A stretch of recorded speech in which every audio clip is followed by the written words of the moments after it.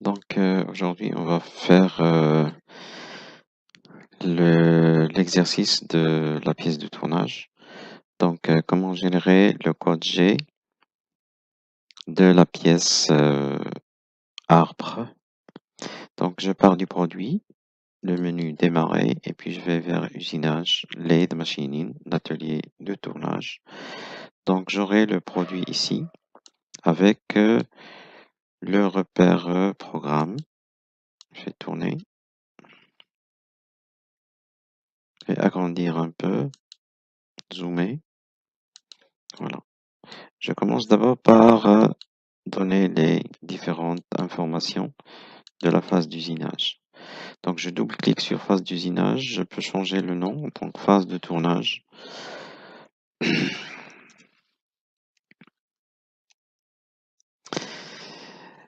Première chose, je dois sélectionner la machine.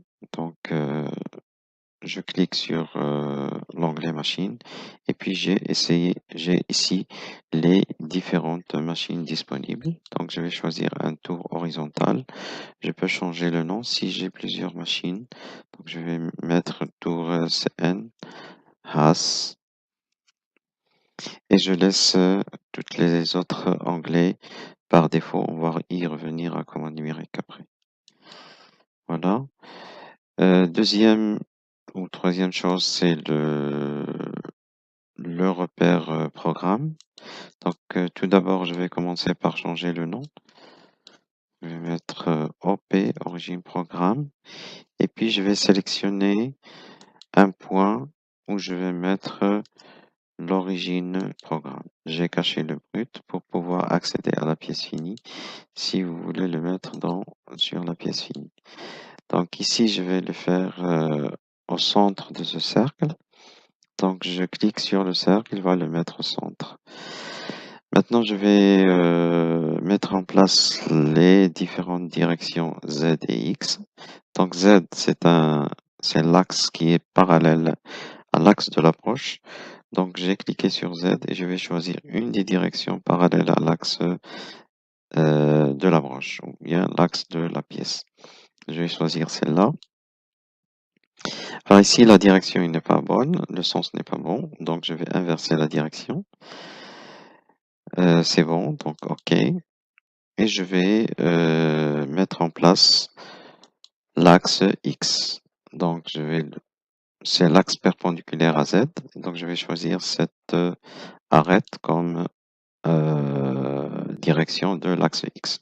Alors le sens n'est pas bon parce que si j'ai une tourelle arrière, l'axe X doit être vers le haut. Et donc je vais inverser la direction. OK. OK, c'est tout pour cette étape. Donc je dois lui donner le lien ou bien le chemin du modèle de la pièce finie. Voilà, j'ai cliqué. Je vais double-cliquer sur le corps principal de la pièce finie. Voilà.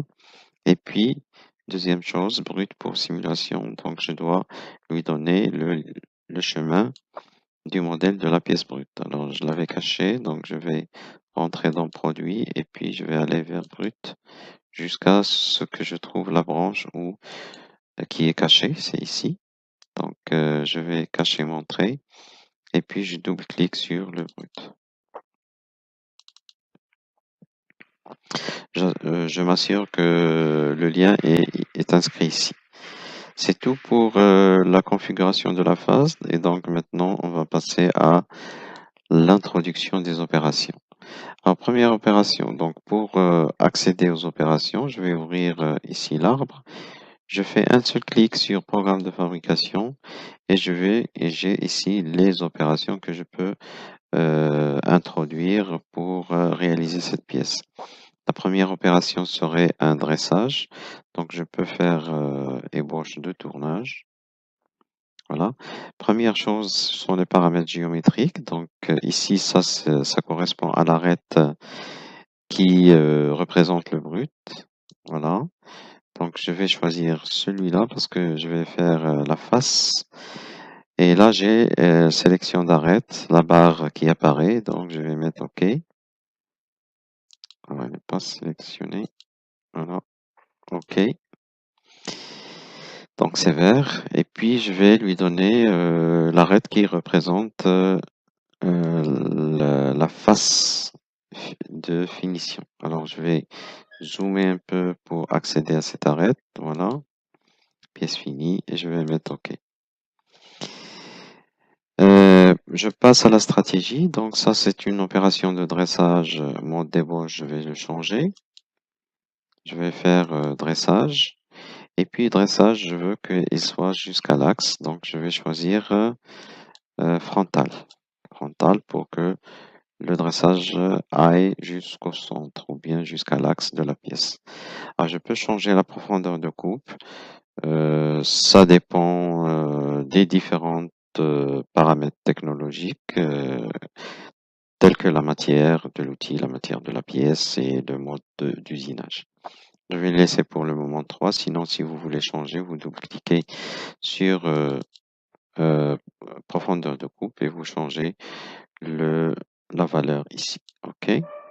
Maintenant, je vais passer au choix de l'outil. Donc, je vais choisir d'abord la plaquette. Choisir une plaquette rhombique. La plaquette ronde aussi il peut être utilisée. Et je laisse les paramètres de l'outil comme ça. Et je vais choisir maintenant le corps de l'outil. Je peux changer les paramètres du corps de l'outil selon ce que j'ai dans mon atelier. Ici, ce sont les paramètres de coupe, c'est-à-dire l'avance et puis la vitesse de broche. Vous décochez calcul automatique pour pouvoir introduire. Sinon, si vous laissez cocher calcul automatique, Katia, il a une base de données en fonction de l'outil que vous avez choisi et la matière que vous avez introduit et il vous propose des conditions de coupe. Le dernier onglet, c'est la macro d'approche et de retrait. Comment l'outil va se rapprocher à la pièce. Je peux définir un point à côté de la pièce et lui dire, tu viens en vitesse rapide à ce point pour commencer l'usinage. Et puis pour le retrait, une fois qu'il a terminé l'usinage, il doit revenir à une certaine position pour se retirer vers le point de changement d'outil. Donc je peux définir un point de retrait. On peut faire une simulation. Alors, soit une simulation avec des trajectoires ou bien une vidéo.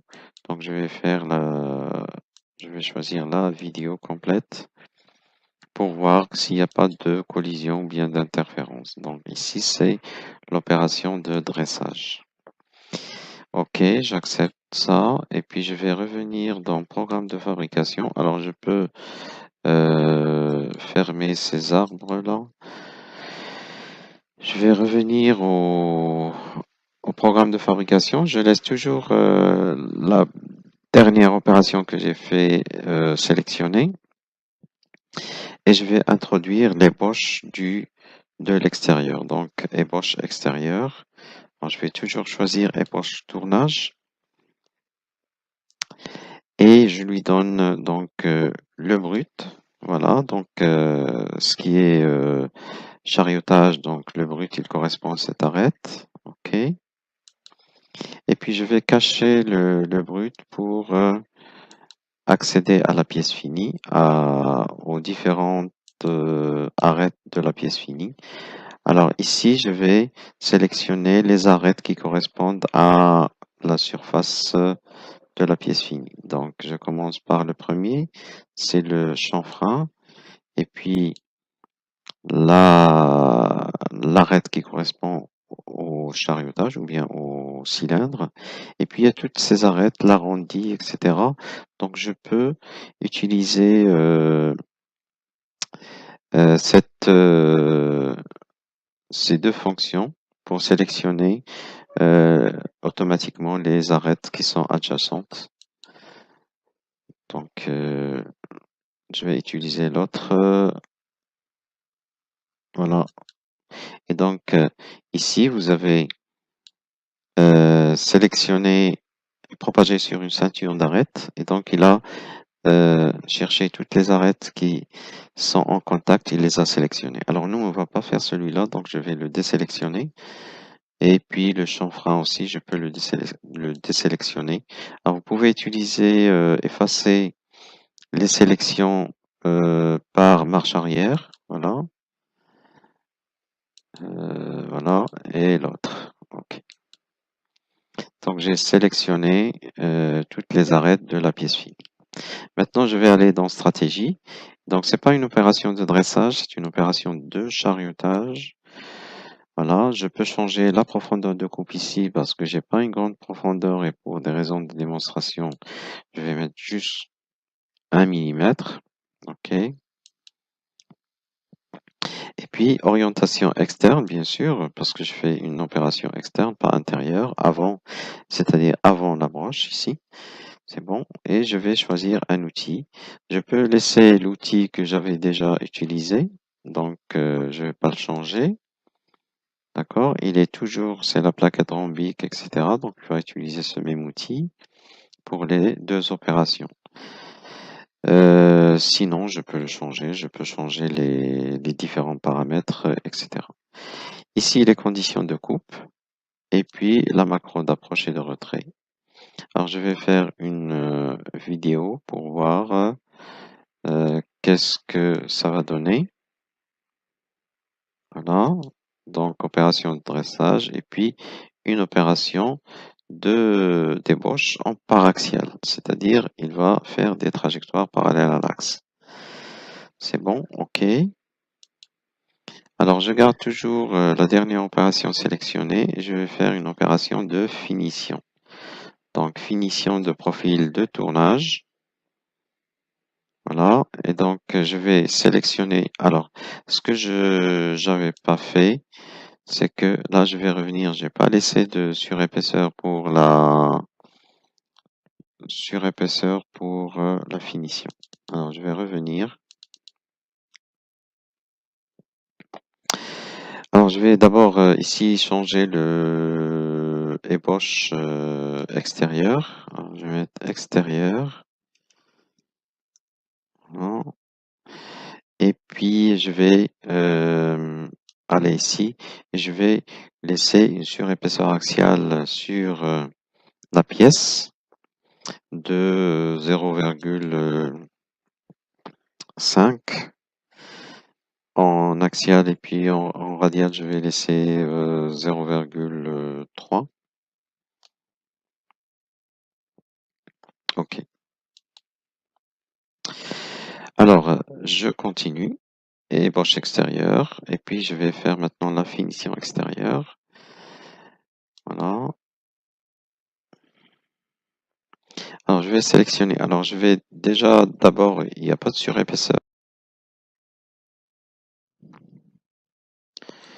Donc, on va continuer.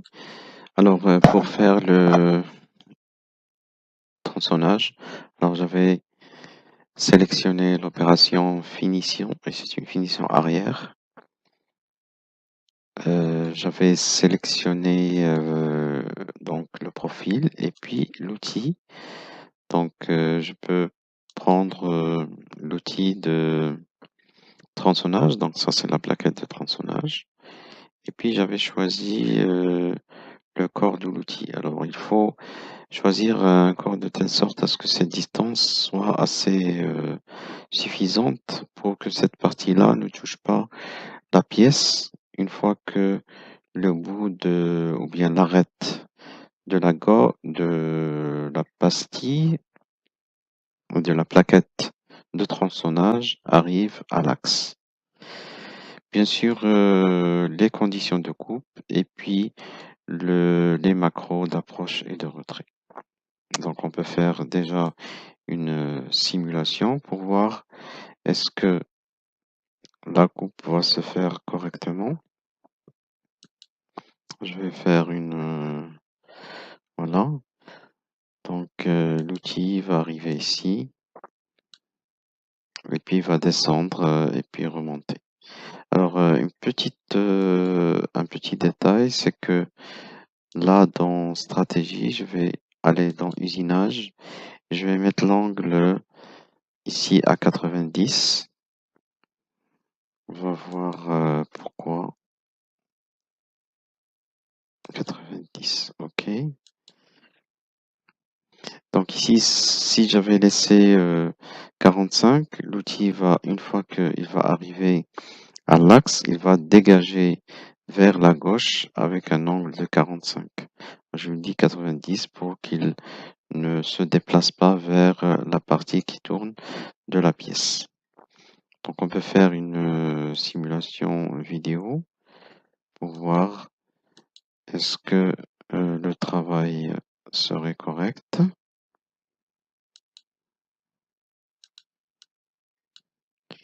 Voilà. Donc usinage de cette partie-là et puis tronçonnage.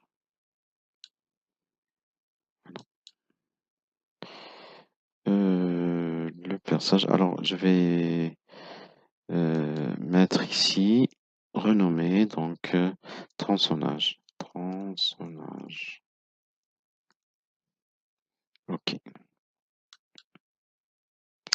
Donc maintenant on peut aller, c'est-à-dire générer le programme en code G. Donc voilà, il faut aller dans Options.